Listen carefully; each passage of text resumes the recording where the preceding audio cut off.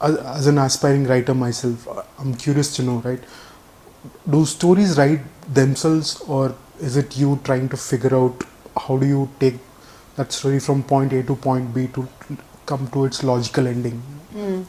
That's a very good question. Again, you know, in my experience, I've had both. When the character becomes very strong, like first half of Durga, I felt I created those. I was in control. I genuinely felt I was in control of the first half of this novel. Second half, it was completely out of my control. I felt that the character and me together, the character and the creator together, we had to discover a lot of things, and we did it together. So it actually depends on how strong your character is, or you know, which way you want it to go, or it also depends on if you want to keep control and you have a very clear idea of this is my story, this is the tone, this is the beginning, middle, end, and you have a very controlled, created a very controlled environment, then of course you are the driving point. Right. But it's a very personal choice as a writer, and writers have that choice. I mean, would you want to lose control and surrender to your character and then see how the character discovers its own journey, relationships, etc., or would you want to be in control? And you know, you literally play God when you're writing. You're literally creating and you're playing God. It's like the most scary thing and the most beautiful thing, actually. So I use a mix of both depending on what is the story that I'm writing. In fact, when I'm writing screenplays, I feel that my characters drive the story a lot, because I write my own dialogues, and I discover my story through dialogues a lot more than I discover it through a particular story point or through screenplay. So it depends on what is it that you're writing, and how strong your character is, or what is the end product that you want, or what is the end result that you're looking at. Now, essentially, every story is almost like a fantasy, right? But some feel like they have an autobiographical tone. I'm sure you have come across such kind of books and in your own experience, right? And so, where do you draw that line? How do you make it real and not sound too fantasy-like? See, you know, when I came out with my first book, Bombay Duck, so foolishly I'd based the girl in Amritsar. Okay. So people thought it was People thought it was me to begin with. Right. Then more foolishly, I put her in the film set, and I was doing Om Shanti Om then. Right. And then extremely not foolishly but very knowingly, I based a character on Farah Khan. And then I went and took permission from her. I told her, you know, please read it.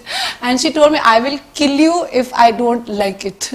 So, you know, in Bombay Duck, there was a, now to answer your question, in Bombay Duck was where I had to do that tight rope walking, because I was in an atmosphere, I was in that AD setup, was shooting a film, have blatantly taken, I've used Shah Rukh as Shah Rukh, I've used Farah, you know, a character based blatantly on Farah. And of course, unfortunately, what happens with a girl, people started thinking that it happened to me, and I had to like, no. And then, you know, my sister's like, who told you to first put her in Amritsar and then make her, you know, do a film, and, you know, what are you thinking? And I'm like, no, but it's not my story. She says, of course, everybody will think it's your story, now deal with it. But I think, even in those little stupidities that I did, I felt that I was able to walk that rope pretty well, because the characters that I created were fictional. World was very real, because I was right in it. Right. So I thought that was a good balance, and also I needed that reality as a first time writer. You know, the biggest fear that I used to have before my first novel came out was that people will find it fake, that this world doesn't exist. That is one of the biggest fears that I as a writer go through, and I need my world and my characters to be real. So it really helped that I was a part of that world while I was writing it. I needed that support at that point of time.